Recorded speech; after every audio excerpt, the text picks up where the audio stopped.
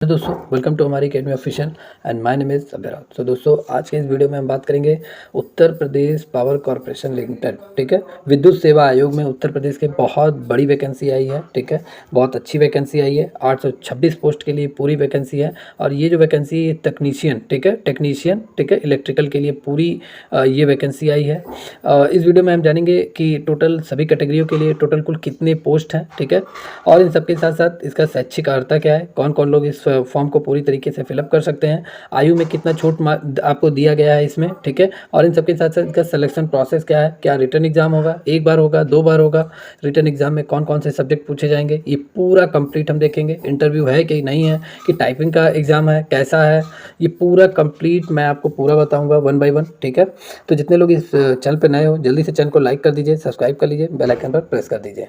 चलिए, ये मैंने ओपन कर रखा है यूपीपीसीएल, ठीक है, Uttar Pradesh power corporation limited का ये जो ऑफिशियल जो वेबसाइट से ये पीडीएफ मिला है, ये मैंने ओपन कर रखा है। ठीक है, विद्युत सेवा आयोग, ठीक है, और ये कहाँ के लिए निकला है, Uttar Pradesh power corporation limited. ठीक है, अब ये लखनऊ से पूरी तरीके से ये अनाउंस कर दिया गया है इस पोस्ट का। चलिए, इसको मैं पूरा आपको पढ़कर बताता हूँ वन बाय वन कि क्या है। तो सबसे पहली बात है कि ये जो है Uttar Pradesh power corporation limited एवं उसके सहयोगी निगमों उत्तर प्रदेश पावर कॉर्पोरेशन के समूह गा की ये पूरी तरीके से वैकेंसी है। और इसमें सीधी भर्ती के माध्यम से इसमें सबसे पहले आपका क्या होगा, सबसे पहले रिटर्न एग्जाम होगा। ठीक है, और ये जो है ये टेक्नीशियन, ठीक है, विद्युत हेतु मतलब टेक्नीशियन जिन्होंने कर रखा है इलेक्ट्रिकल डिप्लोमा, ये जो होता नहीं है टेक्नीशियन, जिन लोगों ने कर रखा है, अभी मैं आगे बताऊंगा शैक्षिक अर्हता क्या मांगा है, तो उन लोगों के लिए पूरी तरीके से ये वैकेंसी है। ठीक है, चलिए जानते हैं। देखिए, सबसे पहले इसमें पद का टोटल पद कितने हैं, इसमें टोटल 826 पोस्ट है। ठीक है, और इस पद का क्या नाम है, टेक्नीशियन विद्युत, मतलब हिंदी में तकनीशियन और इंग्लिश में टेक्नीशियन, टी से पढ़ा जाता है। ठीक है, टोटल जनरल के लिए कितनी सीटें हैं, 357 सीटें हैं। और ओबीसी नॉन क्रीमी लेयर के लिए 241 है। देखिए, क्रीमी लेयर के लिए नहीं है, ओबीसी नॉन क्रीमी लेयर के लिए 241 सीट है। अनुसूचित जाति के लिए 187, अनुसूचित जनजाति के लिए 17 सीटें हैं। और आर्थिक रूप से कमजोर मतलब ईडब्ल्यूएस कैंडिडेट के लिए 89 सीट है। ठीक है, तो ये सीटें इंपॉर्टेंट है क्योंकि इन्हीं सीटों पे आपको फाइट करना है, आपको एग्जाम देना है, इंपॉर्टेंट है। चलिए, अब यहाँ पे जो मेन पॉइंट कहा गया है इसको देखते हैं। तो आवेदन करने वाले अभ्यर्थियों के पास सबसे पहले आधार कार्ड होना चाहिए या कोई भी एक आइडेंटिटी प्रूफ होनी चाहिए। ठीक है, दूसरा यह है कि विज्ञापित आवेदकों की संख्या अगर अधिक हो गई, ठीक है, तो ऑनलाइन जो परीक्षा होगा वो सीबीटी 1 से अधिक पालियों में कराया जाएगा। अभी तक जितनी भी यूपीपीसीएल का जो एग्ज़ाम होता है वो सिर्फ एक ही दिन होता है, एक ही पाली में होता है। ठीक है, इन लोगों का यही रूल है, एक ही दिन में पूरा फाइनल यूपीपीसीएल वाले। ठीक है, तो यूपीपीसीएल का है ये। ठीक है, तो एक से अधिक इन्होंने बता दिया है, ज़्यादा कैंडिडेट हो गए तो एक से अधिक होंगे। ठीक है, और इन सबके साथ साथ देखिए इनके जो सिलेक्शन प्रोसेस में नॉर्मलाइजेशन मेथड रहेगा। ठीक है, नॉर्मलाइजेशन मेथड इसमें यूज किया जाएगा। और सीबीटी 1 के प्रथम और द्वितीय भाग में श्रेष्ठता निर्धारण प्रयुक्त होगा। ठीक है, तो प्रथम भाग कंप्यूटर बेस्ड टेस्ट का और द्वितीय भाग दोनों में श्रेष्ठता निर्धारण प्रयुक्त होगा। नॉर्मलाइजेशन जरूर है इसमें, ये याद रखिए। ठीक है, उक्त पदों का आरक्षण जो है उत्तर प्रदेश के निवासियों को अनुमन्य होगा, मतलब जो यूपी के रहने वाले हैं उन्हें ही आरक्षण मिलेगा, जो यूपी के नहीं है, जो मध्य प्रदेश, बिहार या जितने भी अलग राज्य हैं उत्तर प्रदेश को छोड़कर। ठीक है, तो पहली बार जो यूपी की वैकेंसी है तो यूपी के मूल निवासियों को रिजर्वेशन मिलेगा, OBC, SC, ST, EWS candidate को, और बाकी अन्य सभी राज्यों के कैंडिडेट को नहीं मिलेगा। ठीक है, ये पूरी बात कही रह गई है इसमें।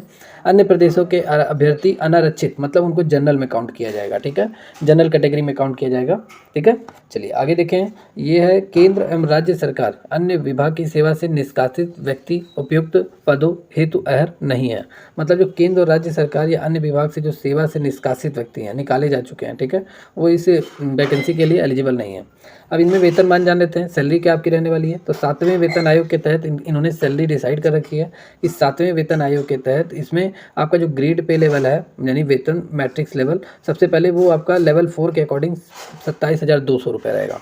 और बाकी अन्य भत्ते जितने भी है, जैसे महंगाई भत्ता, हाउस रेंट हो गया, आपका ट्रेवलिंग अलाउंस हो गया, मतलब यात्रा भत्ता हो गया, मेडिकल अलाउंस हो गया, तो ये सब। और आज के समय में जो मोबाइल भत्ता भी मिलता है, ठीक है, नेटवर्क चलाने का, जो अब तो सब ऑनलाइन हो गया है, डिजिटल हो गया है, तो भी एक भत्ता मिलता है। तो इन सभी को जोड़कर आपकी सैलरी लगभग ये आपका 38,000 से 39,000 के बीच में पूरा पहुंच जाएगा। छोटे छोटे भत्ते जोड़कर ये शहर वालों के लिए है। ठीक है, गाँव वालों के लिए थोड़ा और कम होगा क्योंकि हाउस रेंट हर जगह बदलता रहता है। ठीक है, चलिए आगे बात करेंगे क्या शैक्षिक अर्हता मांगा गया है, मतलब पढ़ाई लिखाई क्या मांगी गई है। तो सबसे पहली बात, अन्य शैक्षिक अर्हताएं आपके पास क्या क्या होनी चाहिए। सबसे पहले माध्यमिक शिक्षा परिषद उत्तर प्रदेश हाई स्कूल या समकक्ष परीक्षा विज्ञान गणित विषयों से उत्तीर्ण होने के नियमित रूप छात्र के रूप में निम्नांकित ट्रेडों में से एक ट्रेड में किसी एक ट्रेड में, देखिए यहाँ पे पहले मेंशन कर दिया, द्विवर्षीय मतलब 2 वर्ष का होना चाहिए जो ट्रेड है, ठीक है, 2 वर्ष का होना चाहिए, अखिल भारतीय या राज्य व्यावसायिक प्रमाण पत्र एनसीवीटी एससी का ज्ञान होना चाहिए, ठीक है। तो सबसे पहले इसमें आपसे मांगा क्या है एक बार और क्लियर कर देते हैं, ठीक है। हाई स्कूल की आपकी सर्टिफिकेट मांगी गई है और हाई स्कूल में आपका विज्ञान और गणित दोनों विषय इसमें आपको उत्तीर्ण होना चाहिए, ये हो गया पहला। और इन सबके साथ साथ लगा हुआ सर्टिफिकेट क्या साथ में और क्या मांगा गया है, तो आईटीआई सर्टिफिकेट आपका मांगा गया है जो एनसीवीटी एससीवीटी हो, ठीक है। एनसीवीटी एससीवीटी दोनों अगर है तो एक ट्रेड में आपका 2 वर्ष का मतलब वो पूरा सर्टिफिकेट जो है आपका जो कोर्स है आपका ट्रेड है वो 2 वर्ष का होना चाहिए, पहली बात है, ठीक है। एनसीवीटी एससीवीटी ये यूपी में चलता है, ठीक है। एससीवीटी राज्य सरकार का रहता है, राज्य व्यावसायिक प्रमाण पत्र रहता है, एनसीवीटी अखिल भारतीय रहता है, ठीक है। और इसमें मांगा क्या गया है कौन सा ट्रेड, तो देखिए इलेक्ट्रीशियन जो ट्रेड मांगा गया है, इलेक्ट्रिकल से जिन्होंने आईटीआई किया हुआ है वो मांगा गया है। और इलेक्ट्रिकल कौशल विकास के अंतर्गत विद्युत वितरण मतलब जो पीएम कौशल विकास कराया जाता है उसके अंतर्गत अगर आपने इलेक्ट्रिकल का कोर्स किया हुआ है तो ये इंपॉर्टेंट है, ठीक है। तो विद्युत वितरण में आप कौशल विकास के अंतर्गत जो विद्युत वितरण का कोर्स कराया जाता है, ठीक है, उसके थ्रू इलेक्ट्रिकल जिन्होंने किया हुआ है वो भी इसमें एलिजिबल होगा, ठीक है। तो देखिए पीएम कौशल विकास योजना के कितने लाभ आपको मिल रहा है, ठीक है। आपको आईटीआई नहीं करना पड़ा, आपका इसी से ही पूरा काम चल गया, जितने भी और अदर कैंडिडेट हैं जिन्होंने आईटीआई नहीं किया हुआ है। अब इसके आगे जानते हैं और क्या है, ठीक है। तो सबसे पहले यहाँ पे दूरस्थ शिक्षा माध्यम से अनुभव के आधार पर मतलब जो दूरगामी जो आपका होता है पढ़ाई, ठीक है, यूनुग्नूज है, अनुभव के आधार पर वांछित ट्रेड के अतिरिक्त ये तकनीकी प्रमाण पत्र मान्य नहीं होंगे, पहले इन्होंने कह रखा है, ठीक है। आयु देख लेते हैं, आयु आपका 1 जनवरी, ठीक है, 1 जनवरी 2022 को न्यूनतम 18 वर्ष अधिकतम 40 वर्ष होना चाहिए, ये आयु इन्होंने कह रखा है।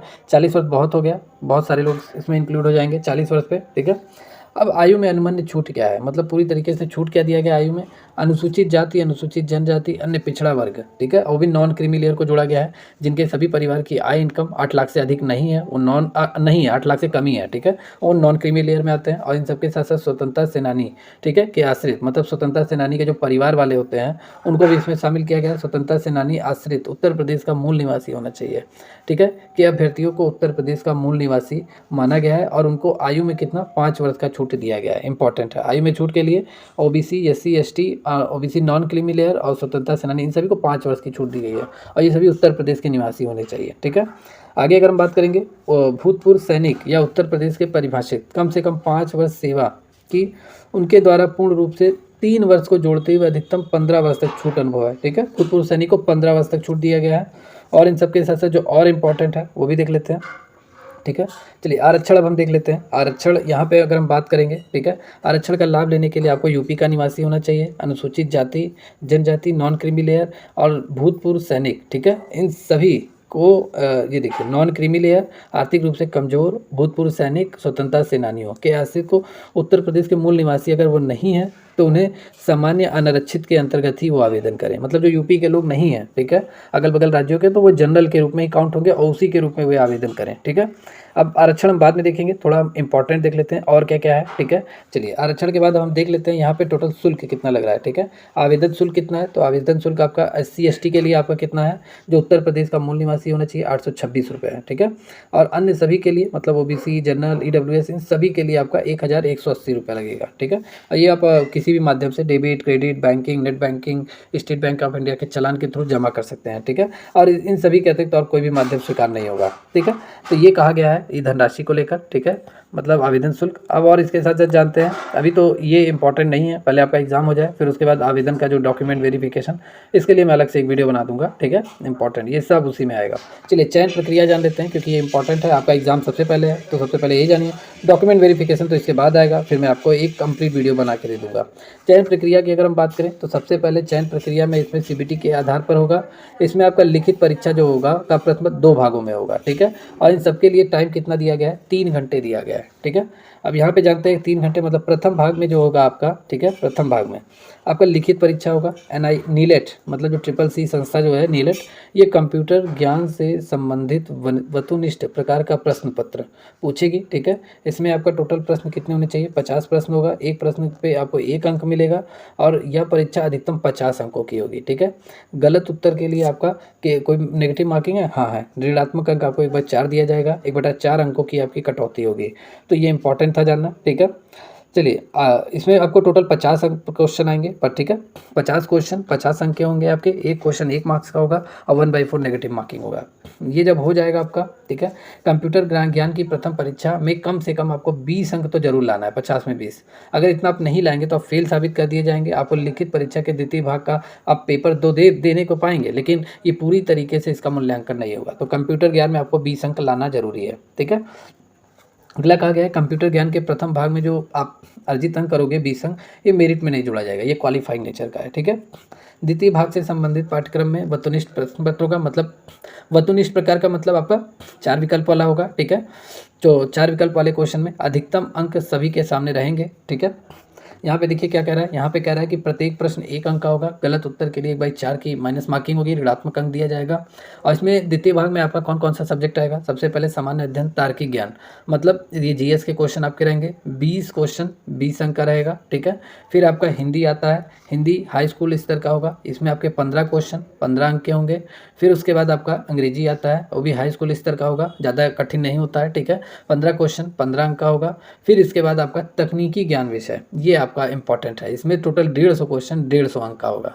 देखिए यही आपका क्राइटेरिया डिसाइड करेगा तकनीकी ज्ञान विषय। जो लोग ITI डिप्लोमा जितने भी किए हुए हैं, नकल वाले जगह से अगर किए हुए हैं, तो वो पहले मान लीजिए उनके पास ज्ञान नहीं है और वो पहले ही बाहर हो जाएंगे, चाहे जितना वो पढ़ ले, क्योंकि इसकी एक कंप्लीट स्टडी, मान लीजिए अगर कोई कैंडिडेट है, ठीक है, उसने नकल वकल जगह से फॉर्म भर के पूरा पास कर लिया है वो, अब जब वो पेपर में बैठेगा तो क्या करेगा, 1 महीना 2 महीना पहले बुक ले आएगा, उसी को पढ़ेगा तो वो कोटा पूरा करेगा। अब इसमें जो वही कैंडिडेट आगे बढ़ पाएंगे जिन्होंने कंप्लीट अच्छी स्टडी की है, नोट्स बना के की है, स्कूल डेली टू डेली गया है, ठीक है, मतलब एक पूरा क्लास लिया है, लेक्चर लिया है टीचर का, क्योंकि यही मेन होता है। क्योंकि देखिए सामान्य ज्ञान, रीजनिंग, हिंदी और इन सबके साथ साथ अंग्रेजी, ये तो लोग साल भर पढ़ते हैं। कंपटीशन की तैयारी करने वाले कैंडिडेट ये तो हम जानते हैं पूरे साल भर पढ़ते हैं, ठीक है। लेकिन ये क्या कोई डेली पढ़ता है, ये डेली कोई नहीं पढ़ता, यही आपका मेरिट डिसाइड करेगा, ठीक है। तो टोटल 200 क्वेश्चन 200 मार्क्स के रहेंगे, यही 150 क्वेश्चन आपकी नैया को पार करेगा, ठीक है। चलिए आगे अगर हम बात करेंगे, चयन हेतु द्वितीय परीक्षा में कम से कम आपको 33.5% अंक प्राप्त करना होगा। मतलब चयन हेतु द्वितीय भाग की परीक्षा में इतना तो आपको लाना पड़ेगा। अर्थात ऐसे अभ्यर्थी जो 67 अंक से कम अंक प्राप्त करेंगे वे चयन प्रक्रिया से बाहर हो जाएंगे। मतलब 67 अंक आपको लेकर आना ही आना है, तभी आपकी कॉपी जांची जाएगी, वरना आप चयन और पूरी तरीके से चयन प्रक्रिया से बाहर हो जाएंगे। मतलब 200 मार्क्स में आपको 67 नंबर जरूर लेकर आना है, ठीक है। इतना आपको लाना अनिवार्य है, इससे ज़्यादा नहीं लाएंगे तो आप वैसे ही बाहर हो जाएंगे, ठीक है। चलिए आगे अगर हम बात करेंगे, अर्हताओं के अधीन द्वितीय भाग की परीक्षा हेतु निर्धारित 200 अंकों की मेरिट लिस्ट बनाई जाएगी, 200 अंकों की, ठीक है। पूरी 200 अंकों की मेरिट लिस्ट बनाई जाएगी और उसी मेरिट लिस्ट पे सभी का सिलेक्शन किया जाएगा। 200 अंकों की परीक्षा में इसमें क्राइटेरिया दिया हुआ है कि 2 या अधिक अभ्यर्थी समान अंक पाने की स्थिति में जो ज्येष्ठता की सूची में ऊपर रहेगा, ठीक है, जिसके द्वारा अप्रेंटिस की गई हो, ये तो अलग हो गया पूरा, पहले आप अपना एग्जाम दीजिए, ये सब तो बात का बात है, ठीक है। अब यहाँ पे बात कर लेते हैं परीक्षा आपका कब से कब तक होगा। तो परीक्षा आपका ये सेंटर अभी से डिसाइड कर दिया गया है, लखनऊ, वाराणसी, मेरठ, आगरा, कानपुर शहरों में ये आयोजित किया जाता है, पहले भी आयोजित किया गया है और अभी देखिए पूरी तरीके से उन्होंने कह दिया लखनऊ, वाराणसी, मेरठ, आगरा, कानपुर शहरों में UPPCL का एग्ज़ाम आयोजित कराया जाएगा। और इन सबके साथ साथ अभ्यर्थियों की संख्या विशेष यानी ज़्यादा अभ्यर्थी हो जाएंगे तो परीक्षा के स्थान को घटाया बढ़ाया बदला भी जा सकता है, इम्पॉर्टेंट है।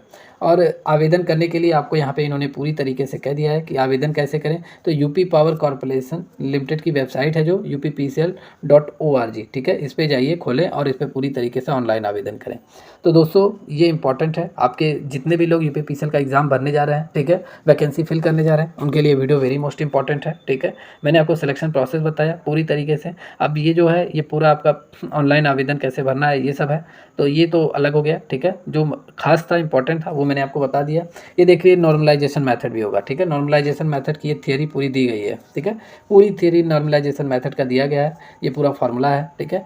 तो जितने भी कैंडिडेट्स वीडियो को देख रहे हैं, ठीक है, क्या ये जानकारी अच्छी लगी आपको? अच्छी लगी है तो कमेंट सेक्शन में ज़रूर बोलिए, ज़रूर कमेंट कीजिए।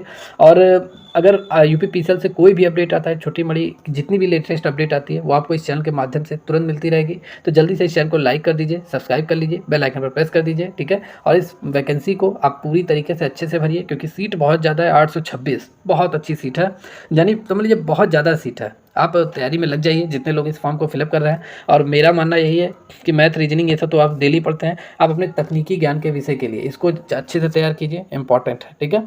और अगर आप चाहते हैं कि तकनीकी विषय ज्ञान की अगर क्लासेस अगर आपको चाहिए तो आप कमेंट सेक्शन में यस लिख के बोलिए। जिन लोगों को क्लासेस चाहिए इस यूट्यूब चैनल पर, ठीक है, एजुकेशनल चैनल पर, तो आपको ये पूरी फ्री क्लासेस आपको इस एजुकेशनल चैनल पे प्रोवाइड की जाएगी, ठीक है। तो जितने भी कैंडिडेट वीडियो को देख रहे हैं जल्दी से चैनल को लाइक कर दीजिए, सब्सक्राइब कर लीजिए, बेल आइकन प्रेस कर दीजिए, #हमारी अकेडमी ऑफिशियल।